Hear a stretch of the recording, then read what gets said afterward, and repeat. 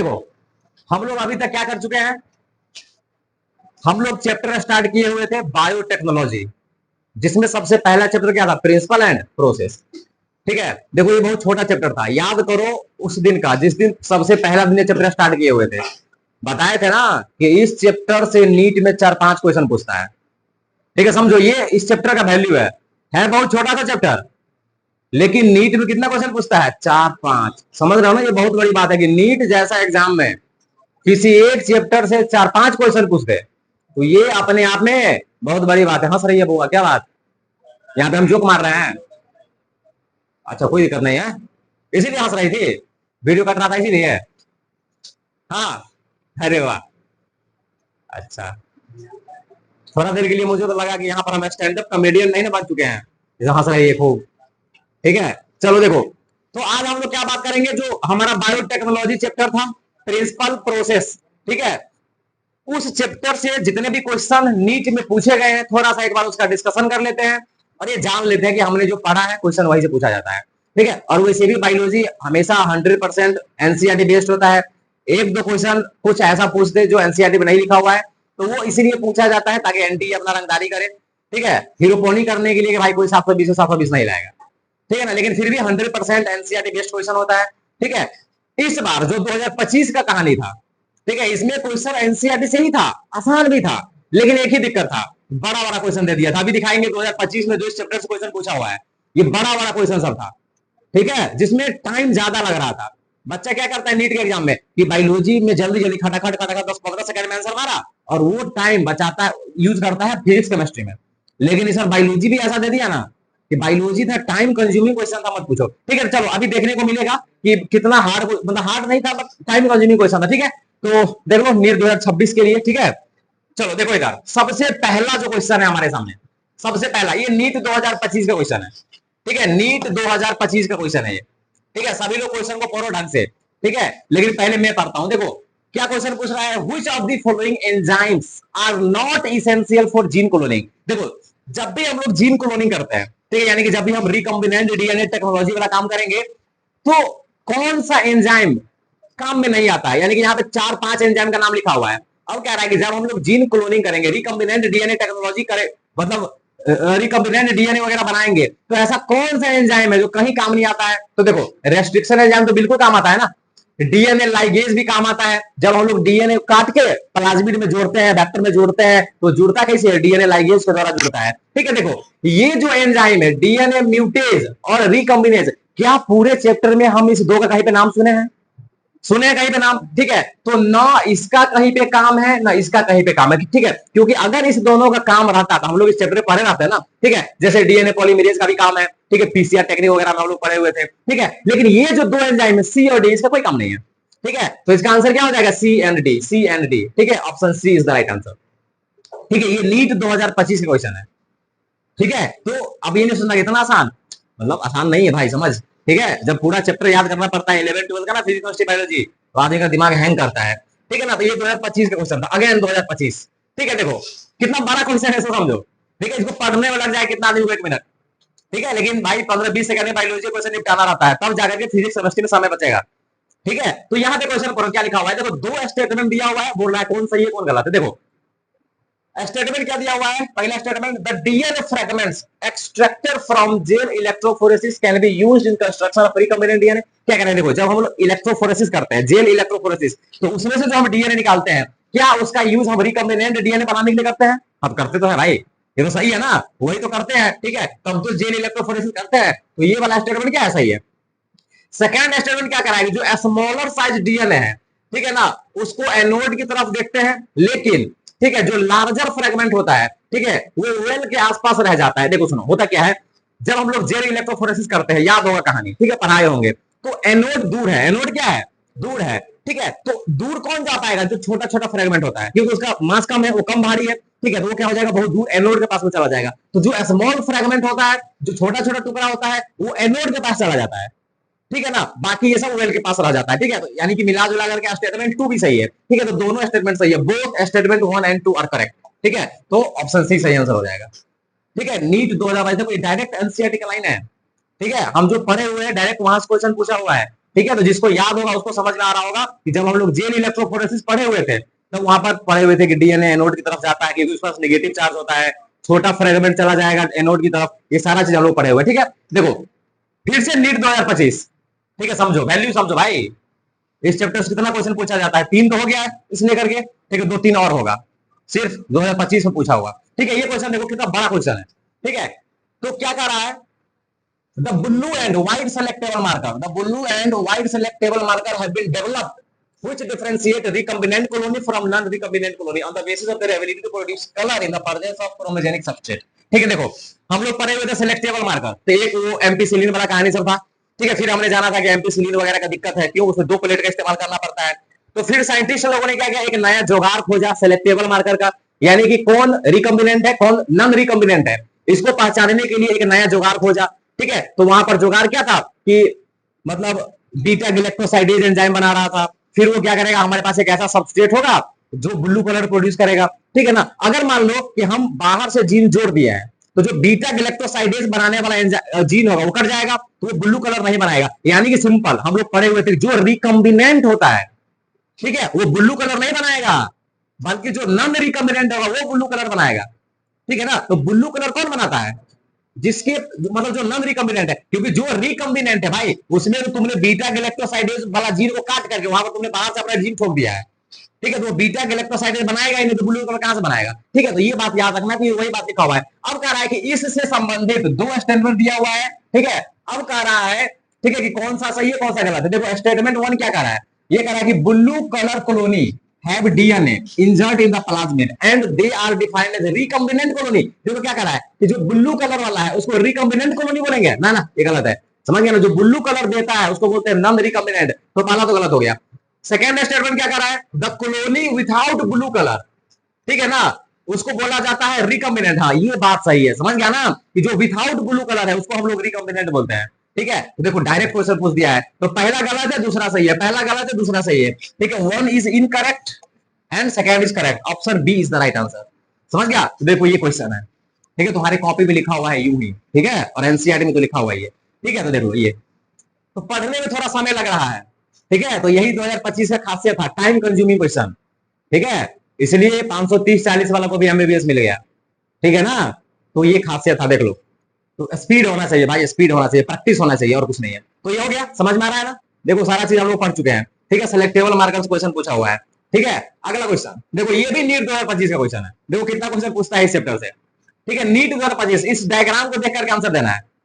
ठीक है, देखो क्या कह रहा है, कह रहा है कि एक प्लाज्मिड का पिक्चर है, किसका पिक्चर है, प्लाज्मिड। अब देखो यहां पर इक्को आरआई साइट है, ठीक है, और यहां पर एक जीन था जो बीटा गैलेक्टोसाइडेज बनाएगा, क्या बनाएगा, बीटा गैलेक्टोसाइडेज बनाएगा। ठीक है, यहां पर जो जीन था वो बीटा गैलेक्टोसाइडेज बनाएगा। अब हम क्या किए, इस जीन को काट के बाहर से कोई जीन जोड़ दिया है। कहानी समझ में आया। ठीक है, क्वेश्चन में यही कह रहा है, ये प्लाज्मिड है, ये इक्को आरआई साइट पर, इक्को आर1 साइट पर बीटा गैलेक्टोसाइडेज जीन था, अब हम इसको काट के बाहर से कोई डीएनए यहां पर जोड़ दिया है। समझ गया ना, तो कह रहा है कि यहां पर क्या होगा, तो भाई यहां पे क्या होगा, तुमने गैलेक्टोसाइडेज वाला को काट के हटा दिया तो ब्लू कलर नहीं बनाएगा।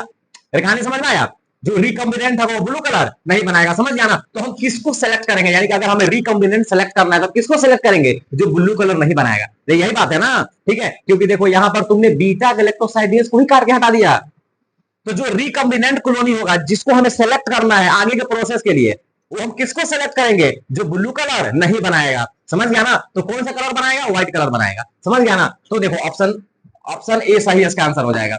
ठीक है ना, ऑप्शन ए क्या हो जाएगा, सही आंसर, यानी कि व्हाइट कलर वाला को हम सेलेक्ट करेंगे, ब्लू कलर वाला तो ग्रो ही नहीं करेगा।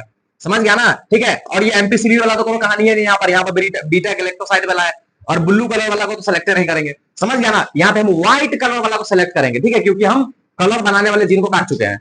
ठीक है ना, तो देखो ये 2025 का क्वेश्चन था और डायरेक्ट प्लाज्मिड के पिक्चर से क्वेश्चन था। ठीक है, समझ गया। तो देखो ये भी तुम्हारा सेलेक्टेबल मार्कर से क्वेश्चन पूछा हुआ है। ठीक है ना, और इससे जो पिछला क्वेश्चन था देखो, ये भी सेलेक्टेबल मार्कर से क्वेश्चन पूछा हुआ है। ठीक है, तो समझो सेलेक्टेबल मार्कर कितना इंपोर्टेंट टॉपिक है। तो अच्छा खासा उसे क्वेश्चन पूछा जाता है सेलेक्टेबल मार्कर से, और एकदम दिमाग में वो कंसेप्ट क्या होना चाहिए, क्लियर होना चाहिए। तो ये भी हो गया सवाल नंबर 5। अब ये सामने में, अब ये नीट 2024 का क्वेश्चन है। ठीक है, देखो नीट 2024 का ये क्वेश्चन है। ठीक है, क्या कह रहा है, हिंद-2, ठीक है, याद है तुम लोगों को पढ़ाए हुए थे, सबसे पहला रेस्ट्रिक्शन एंडोन्यूक्लियोज एंजाइम है ये। ठीक है, हम लोग बहुत सारे रेस्ट्रिक्शन एंजाइम बना चुके हैं अभी तक, लेकिन जो सबसे पहला रेस्ट्रिक्शन एंडोन्यूक्लियेज है वो क्या है? हिंद 2। ठीक है, देखना कॉपी में लिखा होगा, सबसे पहला लाइन लिखा होगा। ठीक है, कि जो सबसे पहला रेस्ट्रिक्शन एंडोन्यूक्लियेज है वो क्या है? वो हिंद 2 है। ठीक है ना, और ये क्या करता है? ये डीएनए को काटता है एक फिक्स स्थान से, रिकॉग्निशन साइट से, और जो रिकॉग्निशन साइट होगा ना वो 6 बेस पेयर का बना होगा। ठीक है, देखो ये कहानी भी लिखा हुआ है ना, कितने बेस पेयर का बना होगा? 6 बेस पेयर का। तो वही क्वेश्चन पूछ रहा है कि जो हिंद 2 है ना वो डीएनए को हमेशा एक पर्टिकुलर पॉइंट से काटता है। ठीक है, तो जो पर्टिकुलर पॉइंट होगा वो किसने कितने बेस पेयर का बना होगा? तो 6 बेस पेयर का बना होगा। सिंपल, खत्म। नीट 2024। ठीक है, 6 बेस पेयर का बना होगा। तो ये एनसीईआरटी का लाइन है। ठीक है ना, अब किसी को लगा इतना आसान, भाई अभी तुम जस्ट पढ़े हो इसीलिए याद है, इसीलिए तुमको याद नहीं है कितना को तो याद भी नहीं है इसमें।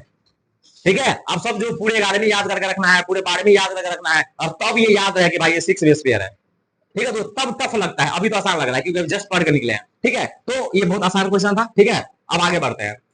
देखो ये सवाल नंबर 6। देखो भाई नीट 2024, लंबा चौड़ा देखो क्वेश्चन का लंबाई चौड़ाई। ठीक है, देखो ये भी पिक्चर पीबीआर 322। ठीक है, डायरेक्ट प्लाज्मिड के पिक्चर क्वेश्चन पूछा है, 2024 में भी पूछा है, 25 में भी पूछा है। ठीक है ना, देखो इसका पिक्चर कितना इंपॉर्टेंट है, इसका पिक्चर एकदम क्लियर रख लेना सब आदमी को। ठीक है, अब देखो क्या कर रहा है, ये जो एक्स और वाई है इस पिक्चर में, इसका क्या काम है? ठीक है, ये सवाल में क्या बोला? सवाल में बोला कि ये जो एक्स है और ये जो वाई है इसका क्या काम है? तो सबसे पहले पिक्चर याद होना चाहिए कि एक्स और वाई के जगह पर क्या होता है, तब ना हमको पता चलेगा कि इसका क्या काम है। एक कहानी समझ में आया? ठीक है, तो चलो देखो ये था पिक्चर। देखो एक्स यही था ना और वाई था, एक्स का क्या है? ओ आर आई, और वाई के बदला रो। समझ गया ना? ठीक है, ओआरआई का क्या काम है? ओआरआई के दो काम है, पहला यहां से रेप्लिकेशन स्टार्ट होगा, दूसरा ये कॉपी नंबर को कंट्रोल करता है, बताया था ना। ठीक है, यानी कि एक्स क्या करेगा? कॉपी नंबर को कंट्रोल करेगा। ठीक है ना, तो देख लो ऑप्शन में copy number, X copy number को कंट्रोल करेगा। Gene X is responsible for resistance ना, the gene X is responsible for controlling the copy number. हाँ ये सही लग रहा है। ठीक है, ऑप्शन बी सही लग रहा है। सी देखो, the gene X is for protein ना, प्रोटीन तो वो बनाएगा रोप वाला। ठीक है, तो ये भी गलत हो गया। Gene X is responsible for recognition site ना, कोई रिकॉग्निशन साइट नहीं। समझ गया ना, ये जो तुम्हारा एक्स है, ठीक है, जिसको हम लोग ओआरआई बोलते हैं, ये कॉपी नंबर को कंट्रोल करने के लिए है। समझ गया ना, तो option B is the right answer. ठीक है, क्वेश्चन आसान था बट डायग्राम याद होना चाहिए। ठीक है, जिसको डायग्राम याद नहीं है उसका कहानी खत्म है। ठीक है, तो देखो ये नीट है, समझो कहां कहां से क्वेश्चन पूछा जाता है। सबसे ज्यादा क्वेश्चन सिलेक्टेबल मार्कर से और पीवीआर 322 के डायग्राम से। ठीक है, तो एकदम क्लियर होना चाहिए दिमाग में, और पूरा एनसीईआरटी दिमाग में होना चाहिए। समझ गया ना, तो एनसीईआरटी इज बाइबल और गीता फॉर नीट एग्जामिनेशन। ठीक है ना, जो बच्चे नीट का तैयारी करता है उसको एनसीईआरटी जो बायोलॉजी किताब है उसको बाइबल है, उसके लिए बाइबल है और गीता है। ठीक है ना, एनसीईआरटी कमाने में हो जाएगा, पूरे बन जाएगा बायोलॉजी का क्वेश्चन। ठीक है, एक दो होगा तो कोई दिक्कत नहीं, एक दो के लिए। ठीक है, देखो ये क्वेश्चन था 6 नंबर क्वेश्चन, 24 का क्वेश्चन था। ठीक है, आसान क्वेश्चन था, बस हमको पता होना चाहिए कि एक्स वाई क्या है। ठीक है ना, तो बहुत नॉर्मल सा बात है। तो ये हम बता दिए हैं, दिखा दिए हैं कि भाई चलो पढ़ाए थे, यहाँ पर एक्स वाई क्या है ये याद होना चाहिए। ठीक है, देख लो कहाँ कहाँ टेट्रासाइक्लिन है, कहाँ एम्पिसिलिन है, कहाँ ओआरआई है, कहाँ आरओपी है, कहाँ हिंद 2 है, कहाँ रिकॉग्निशन साइट है, ये सब याद होना चाहिए। ठीक है, तो ये पूरे डायग्राम बोले भी थे याद, तो बिहार बोर्ड में भी पूछता है ना पिक्चर, तो याद तो होना ही चाहिए। ठीक है, चलो देखो अगला नंबर क्वेश्चन, क्वेश्चन नंबर 7। ठीक है, नीट 2024। ठीक है, नीट 2024 देखो क्या बोला है, जो टीआई प्लाज्मिड है, ठीक है ना, टीआई प्लाज्मिड बताया था ना, टीआई प्लाज्मिड। ठीक है, टीआई प्लाज्मिड प्राप्त किया जाता है एग्रोबैक्टीरियम ट्यूमिनिफेसियम से। ठीक है ना, अब ये जो टीआई प्लाज्मिड है ये क्या करता है बताए हुए थे लड़का, हंसेगा पीछे में आकर के इतना मारेंगे ना सब मुंह कान फोड़ देंगे लाइन से। चोर चुहार कहेगा क्लास में आ जाता है साइंस लेकर पढ़ने बेवड़ा सब। देखो इधर, तो जो टीआई प्लाज्मिड है बताए हुए थे ए लड़का, टीआई प्लाज्मिड, टीआई प्लाज्मिड की क्या खासियत है, ये जो प्लांट सेल है उसको कैंसर में कन्वर्ट करता है, याद है, यानी ट्यूमर में कन्वर्ट करता है, ट्यूमर में।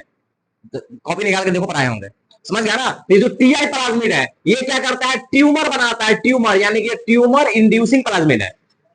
ठीक है, ये सब पढ़ा दिया है, समझ गया ना। तो नीट 2024 का ये डायरेक्ट क्वेश्चन था कि भाई टीआई प्लाज्मिड कौन है, क्या है टीआई प्लाज्मिड, टीआई प्लाज्मिड का क्या मतलब है, तो भाई ये ट्यूमर इंड्यूसिंग प्लाज्मिड है, जो प्लांट के सेल में ट्यूमर करता है।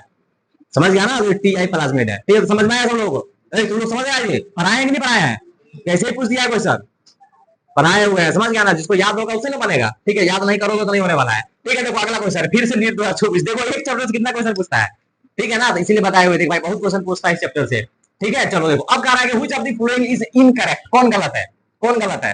ठीक है, कौन गलत है, तो क्या कह रहा है कि मैक्सिमम जो बायो रिएक्टर यूज होता है वो स्ट्रिंग टाइप होता है। हाँ भाई बिल्कुल, पहले लाइन तो लिखाए हुए थे उसमें बायो रिएक्टर वाला में। ठीक है, जाके देखो ना कॉपी में, ठीक है, लिखा हुआ है कि नहीं लिखा हुआ है, जो मैक्सिमम जो बायोरिएक्टर वेस्टिंग टाइप है, यानी कि वो घूमने वाला सिस्टम रहता है उसमें ब्लेड टाइप का। ठीक है, तो ये तो सही है, ये बिल्कुल सही है। ठीक है, उसके बाद क्या कर रहा है कि bioreactors are used to produce small scale. ना ना, ये गलत है रे लड़का, ये गलत है। ठीक है, ये गलत है, क्यों? क्योंकि बायोरिएक्टर का इस्तेमाल होता है वो बहुत बड़ी मात्रा में बनाने के लिए इस्तेमाल होता है।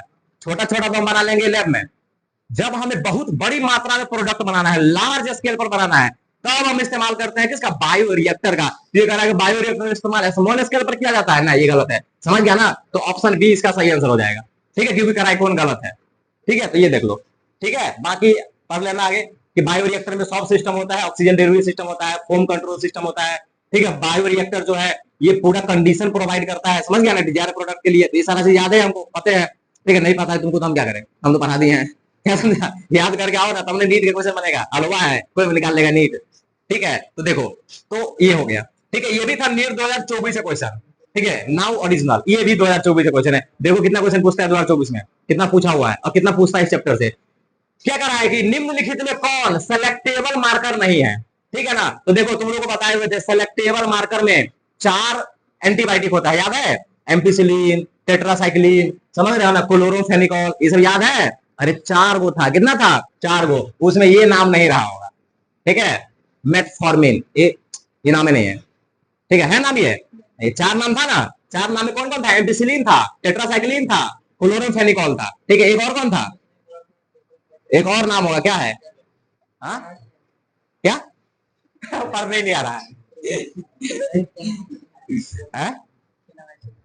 ठीक है ना, पढ़ने नहीं आ रहा है। ठीक है, पढ़ने नहीं आ रहा है। क्या? हाँ, कंफ्यूज हो गया पढ़ने में। ठीक है, तो उसमें ये मेटफॉर्मिन था, नहीं था। एक लड़का ने पूछ रहा है कौन सेलेक्टेबल मार्कर नहीं है, तो ये सेलेक्टेबल मार्कर नहीं है, option B is the right answer. ठीक है, तो अब इससे आसान क्वेश्चन क्या ही पूछेगा कोई, क्या? इसीलिए ना 70-80 को कहा गया था 720 से 720। ठीक है, तो देख लो, चलो, ये भी देखो 2024 का क्वेश्चन है। अरे लड़का देखो इधर, ये भी 2024 का क्वेश्चन है। ठीक है, कह रहा है कि क्रोमोसोम का एक स्पेसिफिक सीक्वेंस होता है जो रेप्लिकेशन को स्टार्ट करता है, उसको ओआरआई बोलते हैं। अब इससे आसान क्या होगा यार? ठीक है ना, मतलब डीएनए का सीक्वेंस जो रेप्लिकेशन शुरू करने के लिए रिस्पॉन्सिबल है भाई, उसको ओआरआई बोलते हैं। क्या बोलते हैं उसको? ओआरआई। ये तो बहुत बच्चा वाला बात हो गया ना। ठीक है, तो बिहार बोर्ड से भी ज्यादा आसान हो गया। ठीक है, लेकिन ये भी तुम लोग को याद नहीं होगा। ठीक है तो ये क्वेश्चन नीट 2024 का था। ठीक है, तो देखो, इतना ही शायद मुझे टाइम मिला क्वेश्चन टाइप करने का, एक दो और क्वेश्चन है। हाँ, एक और क्वेश्चन है, देखो ये भी 2024 का क्वेश्चन है, देख लो। ठीक है, कितना क्वेश्चन पूछा? 6-7 क्वेश्चन पूछ दिया 2024 में। ठीक है, देखो क्या लिखा हुआ है, 2 स्टेटमेंट है। ठीक है ना, कह रहा है कि कौन सा सही कौन सा गलत है। देखो हम पढ़ते हैं, स्टेटमेंट 1 क्या बोल रहा है कि जो रेस्ट्रिक्शन एंडोन्यूक्लिएज है वो स्पेसिफिक रिकॉग्निशन सीक्वेंस को काटता है। सही बात है, यानी कि जो एंडोन्यूक्लिएज होता है, रेस्ट्रिक्शन एंडोन्यूक्लिएज, वो स्पेसिफिक रिकॉग्निशन साइट पर जुड़ता है। हाँ सही बात है ना? सही बात है, गलत बात है? ऐसा थोड़ी कहीं जुड़ जाएगा, करना चालू कर देगा। एक स्पेसिफिक रिकॉग्निशन सीक्वेंस पर, पैलिंड्रोमिक सीक्वेंस में जुड़ता है। ठीक है, तो ये सही बात है। स्टेटमेंट 1 क्या है? सही है। स्टेटमेंट 2 क्या कर रहा है कि restriction endonuclease cut each of the 2 strands of the double helix at a specific point in their sugar phosphate backbone। ठीक है, क्या कह रहा है कि वो स्पेसिफिक सीक्वेंस में जुड़ा। ठीक है, क्या वो किसी भी स्ट्रैंड को काट सकता है, और काटता कैसे है? तो जो उसका सुगर फॉस्फेट बैकबोन है उसको काटता है। ये सही है कि गलत है? ये सही है, समझ गया ना? इससे ही वो काटता है। क्या समझा? तो यहाँ पे दोनों स्टेटमेंट सही है, समझ गया ना? Both statement 1 and 2 are true. 1 and 2 दोनों सही है। ठीक है, तो पढ़ोगे, याद रखोगे, तब जाकर के क्वेश्चन बनेगा। जिसको याद नहीं होगा उसको पता नहीं चल होगा क्वेश्चन कहां तक पूछ दिया है, कहां पढ़े थे कहियो। समझ गए ना भाई? तू सब कुछ पढ़ चुका है, एक बार रिवीजन करके आओ। ठीक है, एक बार कॉपी को थोड़ा रट्टा मार के आओ, तब जाकर के समझ में आएगा कि क्या हम पढ़े हैं और क्या नहीं पढ़े हैं। ठीक है, तो देखो ये 24 का क्वेश्चन है। देखो एक और क्वेश्चन है 24 का। ठीक है, देखो देख लो, identify the incorrect statement related to electrophoresis. देखो इलेक्ट्रोफोरेसिस से संबंधित कौन सा बात गलत है? ठीक है, क्या करा? देखो सेपरेटेड डीएनए डायरेक्टली देखा जा सकता है यूवी रेडिएशन में, डायरेक्टली देखा जा सकता है। सही गलत है? सही गलत है? सही गलत है? ये गलत है भाई। सही क्यों नहीं है? तुम डायरेक्ट नहीं देख सकते हो इसको यूवी रेडिएशन में, यहां पर जरूरत पड़ता है bromine, ethidium bromide, ethidium bromide का जरूरत पड़ता है, जरूरी पड़ता है ना। यानी कि तुम पहले इथिडियम ब्रोमाइड का इस्तेमाल करो, फिर यूवी रेडिएशन में उसको देख सकते हो। ठीक है, डायरेक्टली सीन कर सकते हैं ना, ये गलत बात है। ठीक है, तो यही इसका सही आंसर हो जाएगा। कह रहा है कौन गलत है, तो ये गलत है। समझ गया ना, हम डायरेक्टली उसको सीन नहीं कर सकते हैं, इथिडियम ब्रोमाइड चाहिए तब सीन कर सकते हैं। ठीक है, तो देखो कैसे क्वेश्चन पूछता है। हाँ, उसके बाद वाला पढ़ो ना, separated DNA can be extracted from gel piece. सही तो है, आराम से एक्सट्रैक्ट कर सकते हैं। ठीक है, क्या कर रहा है, जो फ्रेगमेंट ऑफ डीएनए है वो एनोड की तरफ जाता है। हाँ बिल्कुल बात है, क्यों जाता है, एग्रोज जेल। समझ गया ना, तो उसका सीबी इफेक्ट के कारण। समझ गया ना, तो सब बात सही है, तो ऊपर वाला बात गलत है। समझ गया ना, क्योंकि वहां पर कह रहा है डायरेक्ट हम सीन कर सकते हैं, तो डायरेक्ट सीन नहीं कर सकते हैं। ठीक है, तो ये बात सभी लोगों को याद रखना है। ठीक है, तो देख लो आज के लिए इतना ही। 12 क्वेश्चन हम लोग किए हैं, 12, और हम 15-20 क्वेश्चन इसमें ऐड करते हैं, 14 हो गया। हाँ ठीक है, तो और क्वेश्चन इसमें हम ऐड, अरे उसको छोड़ो, एक दो और क्वेश्चन हम ऐड करते हैं। ठीक है ना, लेकिन मेरे पास कल पीपीटी बनाने के लिए टाइम नहीं बचा। ठीक है, इसीलिए थोड़ा सा हम कम क्वेश्चन डाले हुए हैं। देखते हैं होगा तो इससे आगे कल और डिस्कशन कर लेंगे एक बार। ठीक है, कल डिस्कशन कर लेंगे और फिर परसों से हम लोग स्टार्ट कर देंगे वो चैप्टर, एप्लीकेशन ऑफ बायोटेक्नोलॉजी। ठीक है, एप्लीकेशन ऑफ बायोटेक्नोलॉजी। तो ये जब हम नीट का क्वेश्चन करते हैं ना, तो याद करके आया करो, नहीं तो नहीं समझ में आएगा कुछ। ठीक है, पता नहीं चलेगा कहां से क्वेश्चन पूछ दिया। ठीक है, पढ़े हम कि नहीं पढ़े हैं कुछ नहीं पता चलेगा। ठीक है, चलो आज के लिए बस इतना ही। ठीक है, चलो।